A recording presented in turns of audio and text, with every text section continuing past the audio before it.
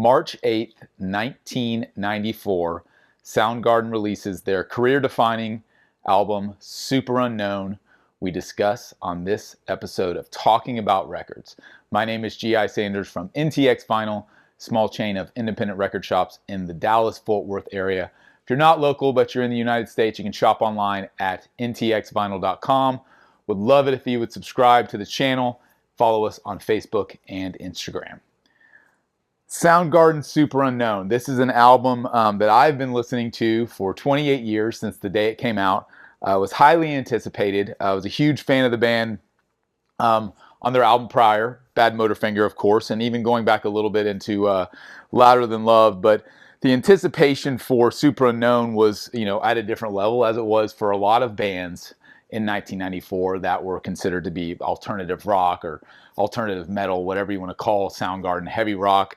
I think the most important thing to understand, if you weren't around in 1994, or you weren't at an age where this album came out and where you were really consumed with it, is to understand what else was going on in 1994. I had to print out a list of all the albums, absolutely iconic albums that came out, career-defining albums for all of these bands. You had Vitology by Pearl Jam, you had The Downward Spiral by Nine Inch Nails, came out the same day as Superunknown.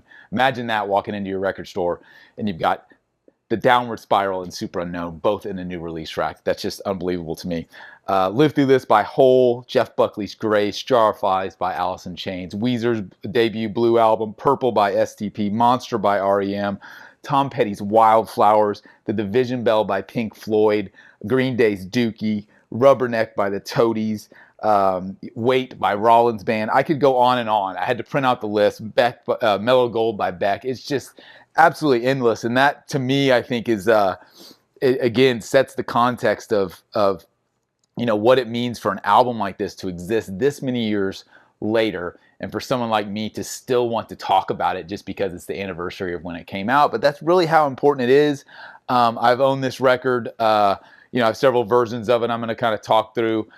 It's an incredible piece of art, in my opinion. The band made such leaps forward from Bad Motorfinger to Superunknown. And don't get me wrong, I love Bad Motorfinger. I love early Soundgarden, all of the early stuff. But to me, it didn't get any better. I think they hit their stride on Superunknown. I think not only Chris, but the whole band who contributed from a songwriting perspective came together with just the right production team, the right time and place, the right break in their touring schedule, and put together an album that it really is career defining for me. I think it's a much deeper album than anything else they ever did before or after.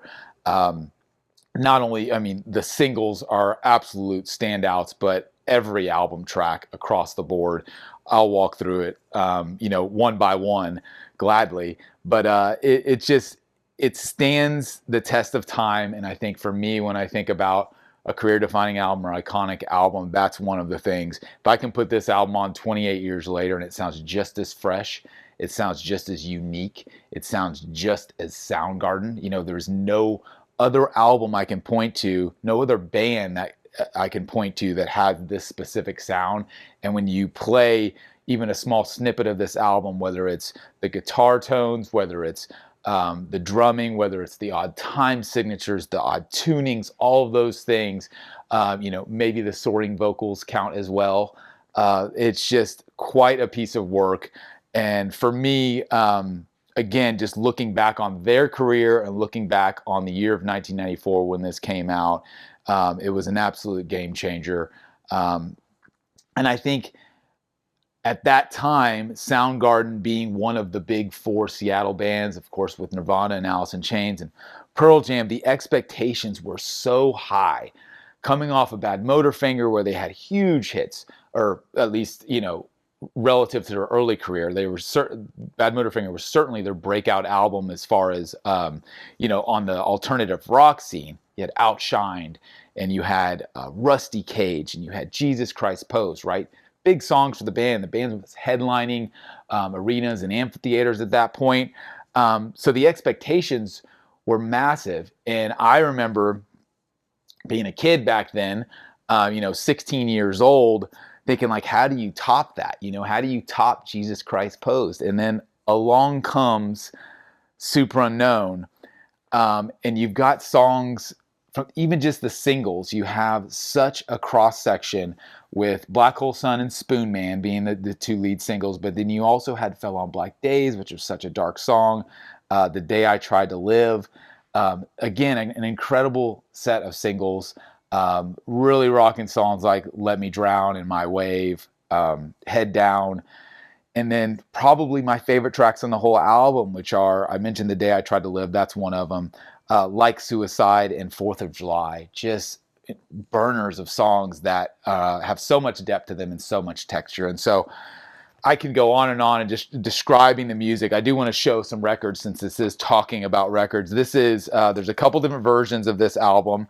This is the original press from 1994 on orange translucent vinyl. Really, really cool version of the album. It's a double LP. Does come with the gatefold jacket, which I was showing, but I'll open it up here so you can see the gatefold. It's got some expanded artwork and the big track list on the back.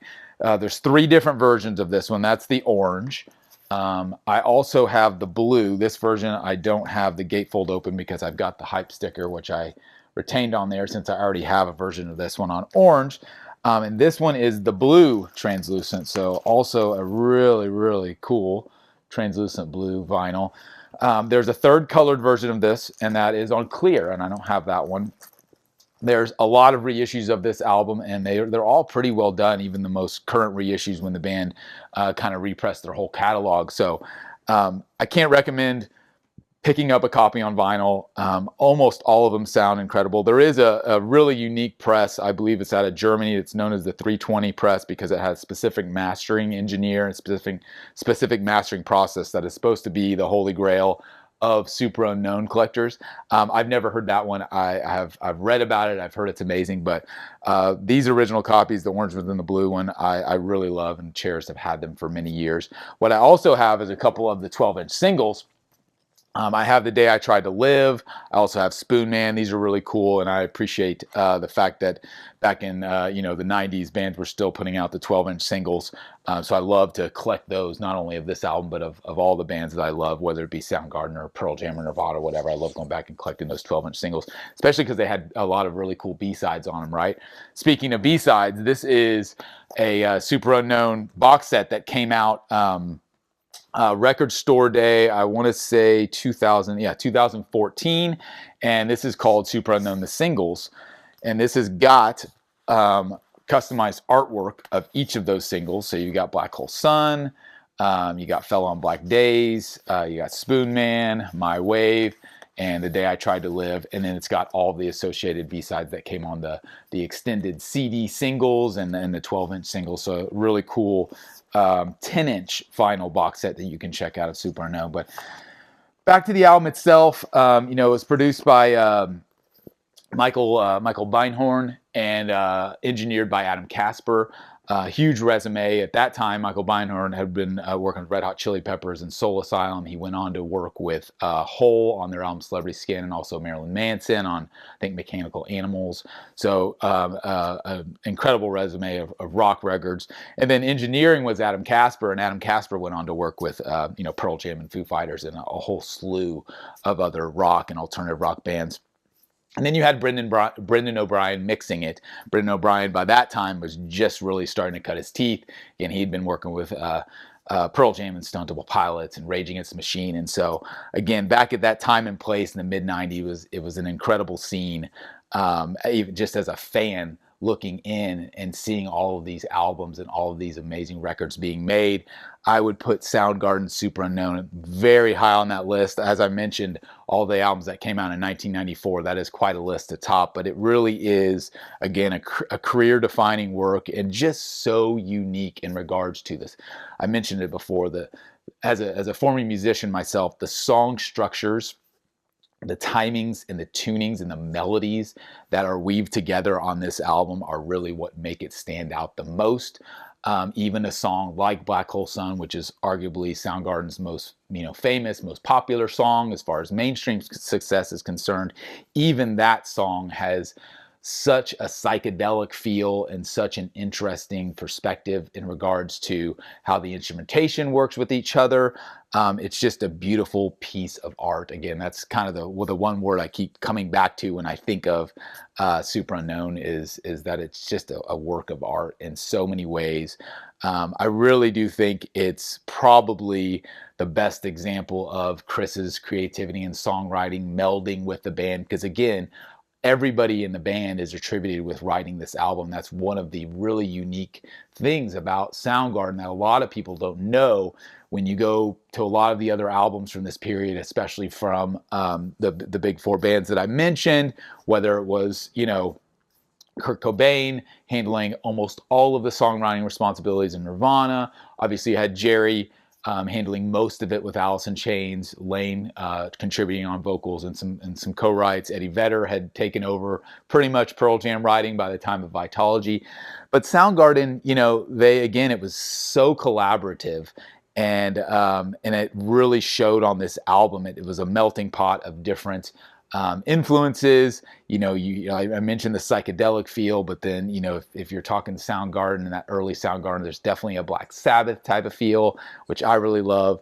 I was lucky enough to see the band on the Superunknown tour in 1994. They came through Dallas. I saw them at the Fair Park Coliseum, which is a glorified kind of rodeo or minor league hockey arena, very small venue. A local band named the Reverend Horton Heat opened up that show, which was incredible for them, and to be on that tour really propelled their career.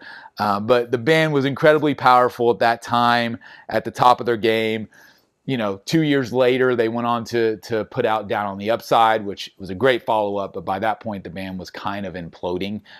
They were worn out. They'd been a band 10 plus years at that point and needed a break, and they took it, right? But again, Superunknown is, to me, that pinnacle of Soundgarden's career. They went on to do great things when they reformed. I do love their later stuff like King Animal, and of course, I love the early stuff. I mentioned Louder Than Love and the early EPs and the Sub Pop stuff. I'm a fan of the whole catalog, but it all starts with Superunknown, and even, which is saying something, because I do love Bad Motorfinger. Bad Motorfinger was an incredible breakthrough on so many levels, but it pales in comparison when it comes to songwriting and just kind of song structure and creativity. And again, just time and place, that period of 1994 when a band like Soundgarden could put out a record and go straight to #1, and then you had someone like Nine Inch Nails coming in at #2 right behind it. It was an amazing time to be alive. I say it often, especially with my friends who were there with me during this period, that how lucky were we to be 16, 18, whatever years old, in our, whether you were in high school or college, in those impressionable years, and to have bands like Soundgarden, Nine Inch Nails, and all those ones I've already named, and that whole list I went through, putting out new music during that period, it just influenced our entire lives. And I'm still here talking about it on YouTube 28 years later, which really speaks to the importance of it to me personally. And I know there's other people out there who feel exactly the same. And I didn't live in Seattle. I didn't have any connection. It wasn't my local scene, but it didn't matter. They were one of my bands, like so many others, and really did shape my life in a lot of ways in regards to how much music became a part of my life, whether it was playing in a band or just consuming music and bringing it in as such an important part of my life. So I just had to put out a video on this anniversary of Superunknown. I'll probably do it every year if I had to guess, if I keep this YouTube channel going. Wouldn't surprise me, but when I woke up this morning and I saw that it was the anniversary of Superunknown, I thought, what a better opportunity, what an opportunity to talk about an album that I love so much and actually have a couple copies of to share on vinyl. I already listened to that orange copy this morning when I woke up. I'm going to put the blue one on after I stop this video. So I really appreciate you watching. I do have one other special item I'm going to show you right now. So I mentioned I've got one more thing to show you, and because I had to go pull it off my wall. This is my third original copy of Superunknown. As you can see, it is framed. There's probably some glare on it. I'm going to try and hold it so you can actually see it. It's got Chris's signature right there. On the other side, I did a video where I showed my entire Soundgarden collection. So you can search the channel, and I'll link it at the end of this one, obviously. So where I talk about this, but I figured I'd talk about it again because this is my Superunknown video. On the other side of the album here, it actually does say, I think it says 2GI, Rock On. And then Chris signed it. I was lucky enough to meet Chris in, let's see, would have been the early 2000s, mid 2000s, when he was coming through Dallas on a solo tour. It was kind of a meet and greet thing, so I didn't get to spend a lot of time with him, but did get to shake his hand and have a few words. Incredibly nice, and he loved the fact that I wanted him to actually sign the record. At that time, I only had one copy of this record, and it wasn't particularly rare. You could get them back then. Now it's a really expensive kind of a collectible, but I did not hesitate to have him sign the record just because I knew I would frame this and I knew I would keep it forever. So it is one of those artifacts that holds a lot of personal value with me, and it will remain on my wall here in my office till the end of time. So that's my Chris Cornell story. Was glad to be able to meet him in the flesh. And glad to be able to get him to sign the album for me that really encompasses everything that Soundgarden is all about. So appreciate you watching. That's my Superunknown story. Just a phenomenal album that for me really this sets a place in time in 1994. It takes me right back. So thanks for watching. As always, like I mentioned, I'll pop up that video here of my Soundgarden collection if you want to walk through everything I have. I really appreciate you tuning in as always. This has been another episode of Talking About Records, and we'll see you next time.